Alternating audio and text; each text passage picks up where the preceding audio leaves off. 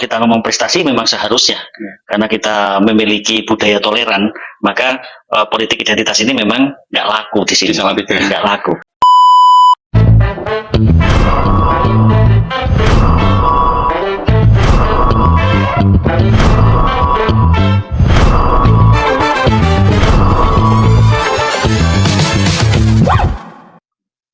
Halo teman pemilih, selamat datang di kanal YouTube KPU Kota Salatiga.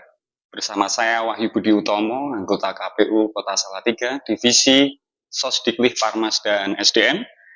KPU Kota Salatiga punya program baru, yaitu podcast dengan tajuk Ngode Ngobrolin Demokrasi. Dalam podcast ini, KPU Kota Salatiga menghadirkan narasumber dan juga bintang tamu yang expert untuk ngobrolin, mendiskusikan tentang demokrasi dan tentunya tentang kepemiluan. Pada episode pertama ini sudah bersama kami sosok pemimpin Kota Salatiga yang kehadirannya banyak mengundang kerumunan massa. Jadi beliau ini juga termasuk sosok yang membersamai KPU di dalam menjalani tahapan, terutama di tahapan pemilihan serentak tahun 2024. Kita akan berbincang lebih jauh kepada penjabat Wali Kota Salatiga, Bapak Yasib Hasani. Selamat siang, Pak. Selamat siang, Mas Wahyu. Sehat ya? Iya. Bagaimana kabarnya, Pak? Alhamdulillah. Alhamdulillah. Mungkin sebelum masuk ke tema utama, Pak, boleh diceritakan dulu kesibukan Bapak saat ini? Kalau sekarang itu ya lagi sibuk menyiapkan masa transisi ya. Karena kemarin berita yang didapatkan kan sebentar lagi mau ada pelantikan untuk wali kota dan wakil wali kota terpilih. Jadi pengumumannya sudah, kemarin penetapannya juga sudah, tinggal pelantikannya saja. Ini harap-harap cemas nih pelantikannya. Harap-harap cemas, Pak. Harap-harap cemas, maksudnya masyarakat itu. Masyarakat. Pelantikannya kapan, terus di mana? Karena sampai saat ini juga saya belum mendapatkan informasi yang resmi dari Kemendagri terkait dengan pelaksanaan pelantikan tersebut. Oke, Pak, untuk pelaksanaan tugas sebagai penjabat wali kota bagaimana? Kalau penjabat wali kota itu, sepengetahuan saya ketika membaca SK ya, itu tugasnya itu sama persis dengan wali kota definitif. Hanya dalam beberapa bidang harus mendapatkan persetujuan dari Kemendagri atau Mendagri. Nah, itu sudah kita lakukan, ada beberapa contohnya terkait dengan mutasi pegawai.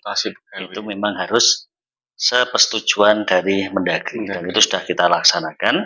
Yang kedua, ya yang namanya penjabat ya. Penjabat itu kan hanya mengisi saat dimana yang definitif dan calon definitif itu belum ada ya. Sehingga ketika melaksanakan tugas-tugas sebagai wali kota secara biasa saja, itu menurut saya sudah sangat baik.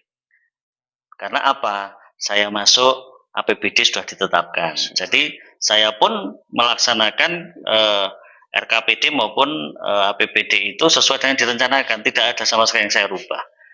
Kemudian kita merencanakan untuk tahun 2025 ini juga masih sifatnya dasarnya rancangan teknokratik, tidak ada kegiatan yang kemudian untuk legasinya Pak PJ gitu nggak ada. Kita tinggal melaksanakan aja, Pak. Betul, karena PJ itu nggak perlu legasi. Yang perlu legasi itu adalah nanti yang definitif. PJ hanya memastikan bahwa semuanya berjalan sesuai dengan aturan, semua berjalan sesuai dengan yang sudah ditetapkan. Jadi kalau tahun 2024 ada pembangunan yang monumental, itu bukan dari saya, itu adalah rencana pemimpin terdahulu yang saya laksanakan saja. Berarti prinsipnya bahwa nanti legasi itu ya nanti wali kota yang dilantik. Betul. Baik, Pak, pada awal Januari yang lalu kan KPU Kota Salatiga sudah menetapkan hasil rekapitulasi, kemudian rekapitulasi pemilihan wali kota dan wakil wali kota Salatiga tahun 2024, dan pasangan calon nomor urut 1 Robi Hernawan dan Nina Agustin yang kemudian memperoleh suara tertinggi. Nah, kemudian pelantikan rencananya akan diselenggarakan di awal Februari rencananya, tapi ini kan masih ada perubahan-perubahan begitu menunggu resminya kira-kira begitu Pak. Mungkin Pak Yasip sebagai penjabat wali kota yang kemarin menyaksikan bagaimana penyelenggaraan tahapan pemilihan berjalan, bisa diceritakan dulu Pak, bagaimana kondisi wilayah Bapak pada saat pelaksanaan pemilihan kemarin. Oke, saya masuk itu di pertengahan Desember, sehingga tahapan itu sudah dimulai. Saya sudah masuk pada tahapan yang pemilu serentak itu adalah Desember itu berarti sudah verifikasi pemilih sudah masuk daftar calon sementara kayaknya. Ya, kemudian jadi DCT. Nah, di situ mulailah ada dinamika-dinamika yang terjadi. Jadi tugas saya waktu itu adalah memastikan bahwa yang pertama kaitannya bantuan keuangan untuk penyelenggaraan pemilu itu sudah dilaksanakan, dan alhamdulillah tahun kemarin juga sudah disampaikan.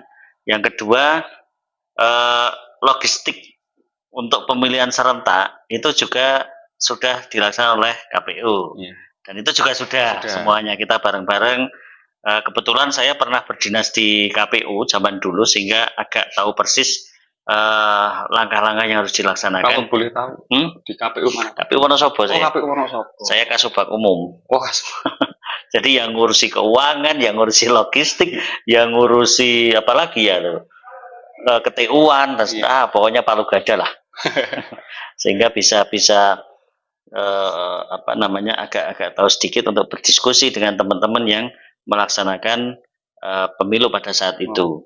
Kemudian selaku pemangku wilayah, kami juga harus bisa menjaga kondusivitas. Dan ini kita lakukan dengan melakukan koordinasi dengan teman-teman Forkopimda. Dan alhamdulillah Forkopimda Salatiga pada saat pertama kali saya masuk dan sampai saat ini itu masih sangat kompak sekali, saling mendukung dan saling menguatkan. Kemudian kami juga waktu itu membersamai KPU, utamanya kalau tugas saya adalah agar pemilihan serentak ini bisa berjalan dengan baik. Yang kedua terkait dengan netralitas PNS ataupun ASN. Ini alhamdulillah bisa berjalan dengan baik, dan pemilu legislatif maupun pilpres itu berjalan sesuai dengan yang kita harapkan dengan capaian partisipasi pemilih tertinggi di Jawa Tengah. Jadi terima kasih pada teman-teman KPU. Sosialisasi di sini bagus sekali waktu itu. Ya, baik oleh calon, oleh teman-teman di Pemkot, oleh KPU itu berjalan masif. Gitu Mas. Kemudian menginjak pada pilkada. Tahapan pilkada dilakukan setelah pemilihan serentak dilaksanakan. Yang pertama jelas kami hibah daerah inilah yang harus kami selesaikan dengan baik, dan alhamdulillah sudah bisa diselesaikan sesuai dengan yang direncanakan. Termasuk NPHD-nya juga sudah dilaksanakan, dan kemudian pada tahap penjaringan KPU juga sudah melaksanakan dengan baik, dan kami untuk mendukung pelaksanaan itu juga sudah menyiapkan ada linmas, kemudian sekretariatnya itu untuk seluruh tahapan, kemudian juga termasuk kesehatan, Pak. Termasuk tenaga kesehatan, termasuk BPJS ya. BPJS ya. Iya, untuk BPJS TK-nya itu sudah bisa kita cover. Dan menurut saya Salatiga ini sebenarnya menjadi salah satu contoh baik, pionir. Contoh baik untuk penyelenggaraan kegiatan election ataupun pemilihan. Ini juga mungkin karena teman-teman komisarnya dan sekretariatnya masih muda-muda ya. Gitu. Jadi agak gesit-gesit. Selain gesit itu bisa menerima perubahan gitu. Iya kan? Nah, itu yang terjadi. Sehingga akhirnya setelah melalui dinamika politik yang sangat bagus, sangat luar biasa, sampai kalau kemarin itu beberapa kali saya maupun Forkopimda harus turun ke lapangan untuk menyelesaikan potensi-potensi konflik yang bisa berkepanjangan. Nah, akhirnya semuanya bisa, dan kemarin sudah penetapan, Mas. Betul. Dan itu adalah hasil dari proses, meskipun kalau secara partisipasi kemarin turun ya. Turun, tapi itu juga karena banyak faktor. banyak faktor. Kita tidak bisa menyalahkan indikatornya banyak, Pak. Banyak sekali indikatornya, gitu. Betul, Mas? Iya. Kalau tadi dikatakan kolaborasi Forkominda yang luar biasa, Pak. Nah, kita ketahui bahwa Kota Salatiga sendiri itu kan terkenal sebagai kota yang toleran, gitu. Iya. Tertoleran bahkan, dan bahkan ada gium sebagai Indonesia Mini. Nah, kehidupan warga yang harmonis kemudian di tengah keragaman. Meskipun demikian, Pak, apakah ada persoalan yang sempat timbul, terutama di pemilihan serentak kemarin? Kalau saya lihat sih relatif nggak ada ya, Mas ya. Jadi politik identitas ini nggak muncul. Sempat mau muncul sebentar, sempat gitu. Tapi akhirnya ternyata bisa dinetralisir dan politik identitas ini tidak muncul lagi. Dan ini membuat pemilihan di Salatiga menjadi lebih sehat karena masing-masing kelompok itu tidak ada yang mengklaim gitu bahwa ini kelompoknya, ini adalah dalam tanda kutip jamaahnya. Ini jadi itu nggak muncul. Jadi kalau kemarin bentuk bahwa Indonesia Mini itu betul-betul terlihat, Mas. Semua cair, Pak, ya? Cair, semua cair. Saya tidak dapat laporan satupun terkait dengan politik identitas tadi. Ini satu prestasi ya, Pak, ya? Ya, sebuah Kota Salatiga. Kalau kita ngomong prestasi memang seharusnya, karena kita memiliki budaya toleran, maka politik identitas ini memang nggak laku di sini. Di Salatiga. Nggak laku. Beberapa kali dicoba, seperti teman-teman dari Papua, itu beberapa kali dimasuki dari teman-teman mereka dari luar daerah untuk ikut bergerak, ternyata di sini juga tidak. Apa ini merupakan wujud kedewasaan dalam menyikapi politik atau bagaimana? Bisa jadi. Jadi budaya toleran ini akhirnya akan menyebabkan budaya politiknya juga agak berbeda dengan tempat lain. Nah, budaya politik seperti inilah yang sebenarnya harus terus kita kembangkan sehingga kedewasaan politik masyarakat ini bisa menjadi lebih baik lagi. Nah, kedewasaan politik ini nanti akan tercermin pada menurunnya politik uang. Dalam tanda kutip begini, di Salatiga nantinya bahwa ngasih uang belum tentu dipilih. Artinya transaksional bukan dua arah, tapi hanya transaksional satu arah. Ya, kamu ngasih amplop, bukan berarti gua harus milih dong. Kamu kan sedekah tuh. Belum tentu saya milih. Itu kan bisa jadi, sedekah kan bebas, nggak harus dengan orang miskin. Pemilih tetap masih merahasiakan pilihannya sampai dia merahasiakan semuanya. Nah, ini semoga menuju ke situ, sehingga tidak ada penyesalan, tidak ada tahu gitu ya. Gitu.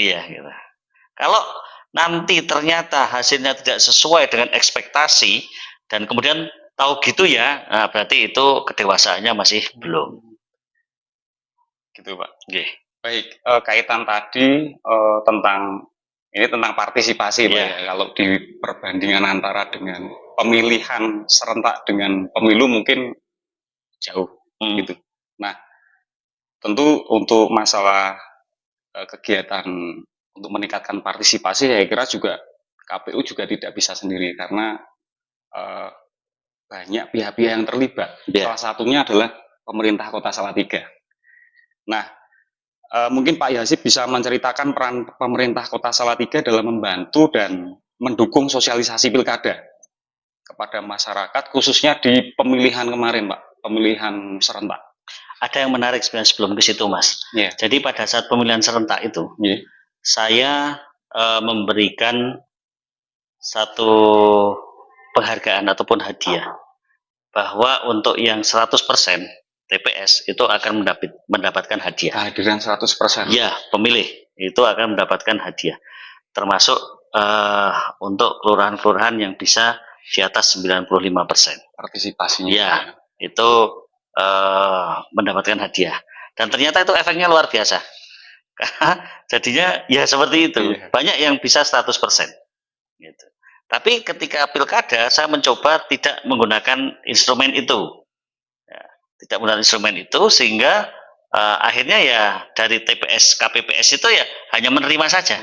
Kalau kemarin waktu ada hadiah, mereka ngecek yang belum ada terus minta bantuan dari teman-teman ataupun RT untuk memastikan mereka harus hadir.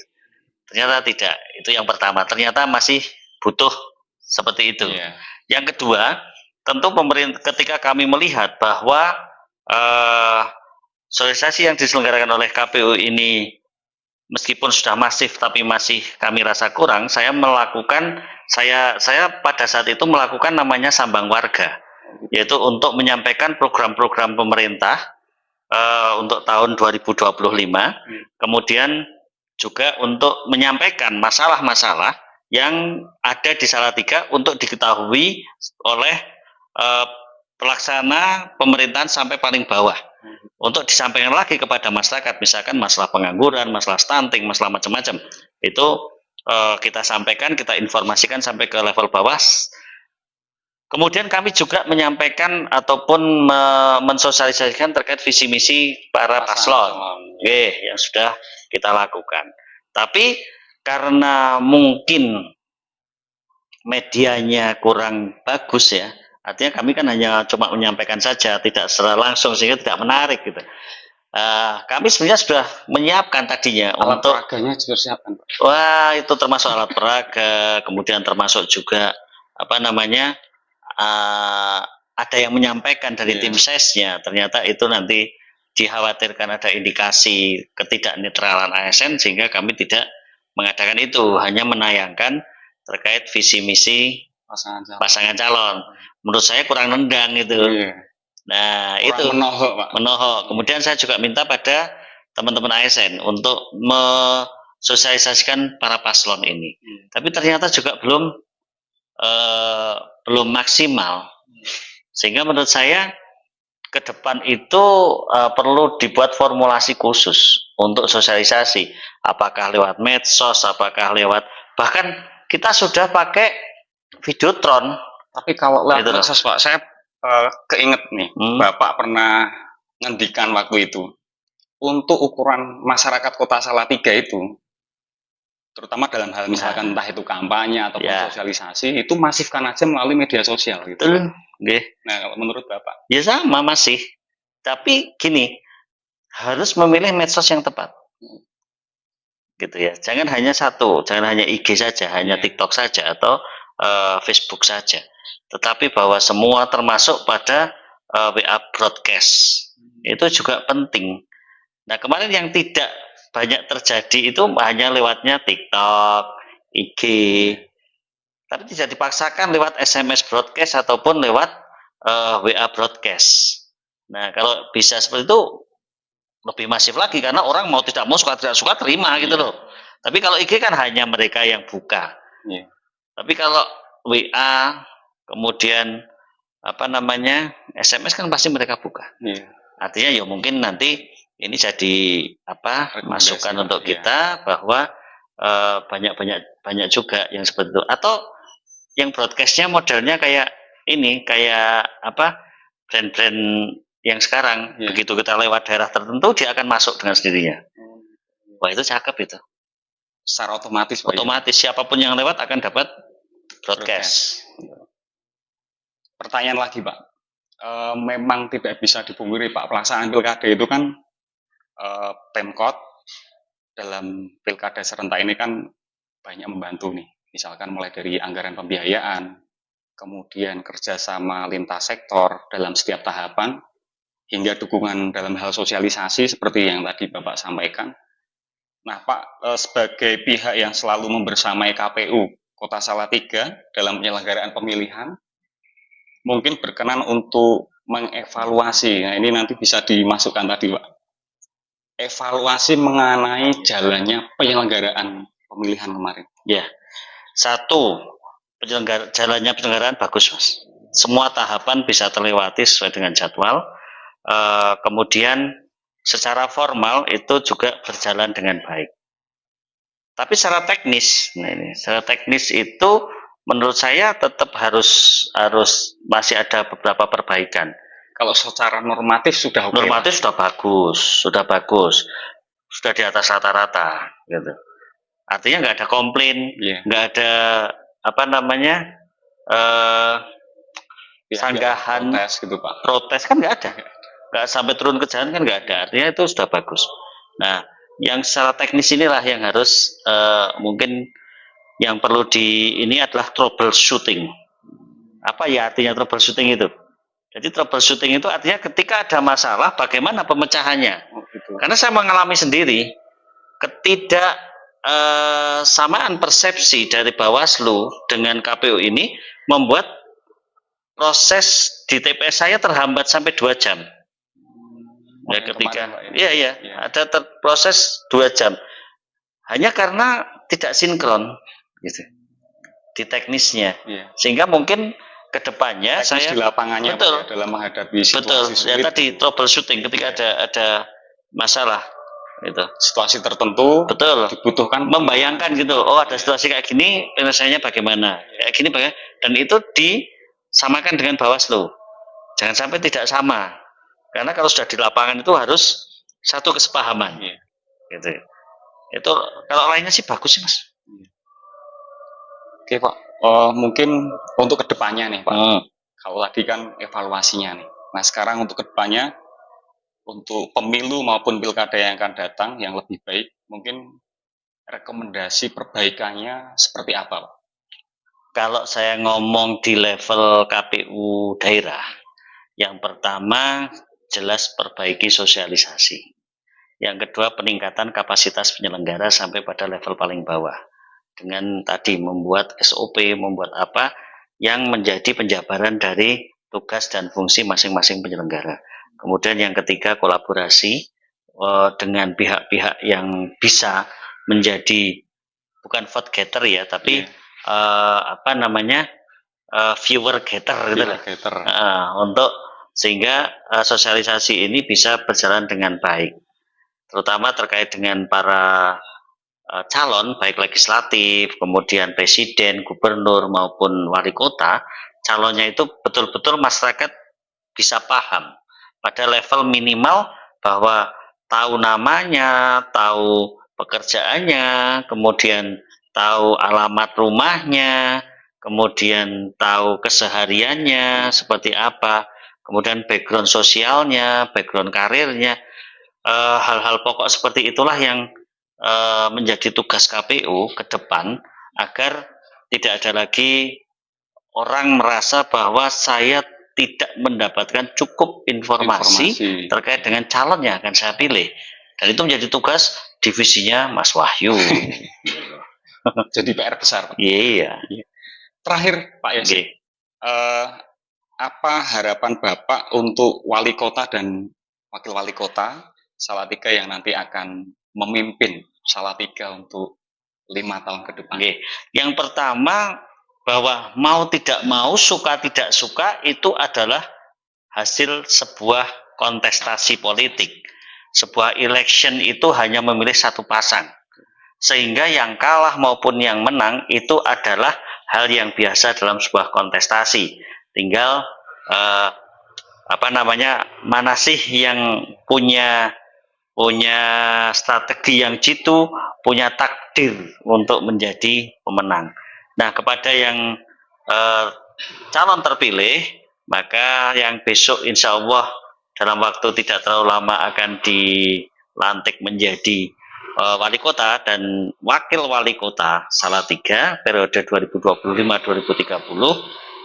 Harapan saya bahwa rumusan RPJP D tahun 2025-2045 sudah ada, itu bisa dipedomani untuk menyusun perencanaan jangka panjang.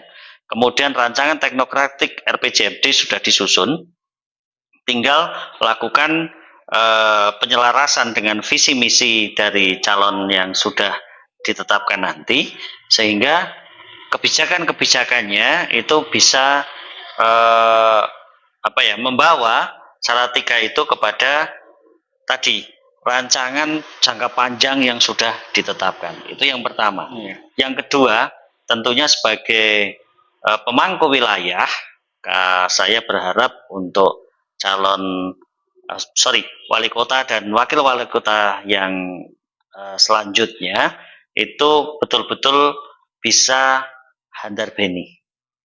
Sense of belonging terhadap Salatiga ini, rasa memiliki Salatiga ini bisa semakin diperkuat, sehingga lebih banyak kearifan lokal, makin banyak lagi inovasi-inovasi untuk memajukan Salatiga, makin banyak lagi kebijakan-kebijakan yang memperkuat Salatiga sebagai salah satu kota, kalau saya mengatakan kota berprestasi di Indonesia.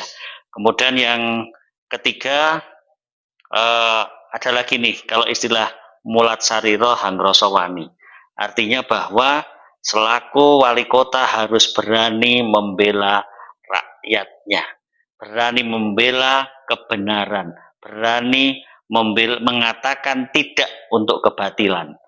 Dan kemudian yang terakhir yang paling penting adalah Salatiga itu sudah masuk kategori kota yang sejahtera untuk Indonesia bagian barat. Nah, harapan saya ini ditingkatkan, bahwa IPM-nya naik, angka kemiskinannya turun, stuntingnya turun, kemudian kemiskinannya juga turun, syukur-syukur nggak ada orang miskin, kemudian bisa menerapkan strategi kepemerintahannya yang baik, kemudian tapi jangan ketika kita sudah sejahtera, kemudian yang harus kita lakukan adalah meningkatkan kualitas layanan publik. Kemudian juga meningkatkan kapasitas infrastruktur maupun modernisasi kota Salatiga.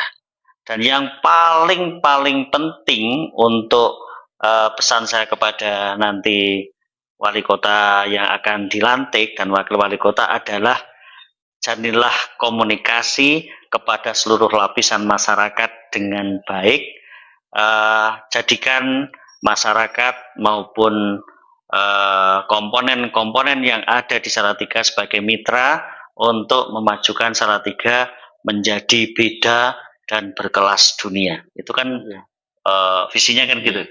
Jadi 5 tahun insya Allah bisa berkelas dunia, 5 tahun insya Allah Salatiga sudah berbeda dengan Salatiga hari ini. Itu harapan saya.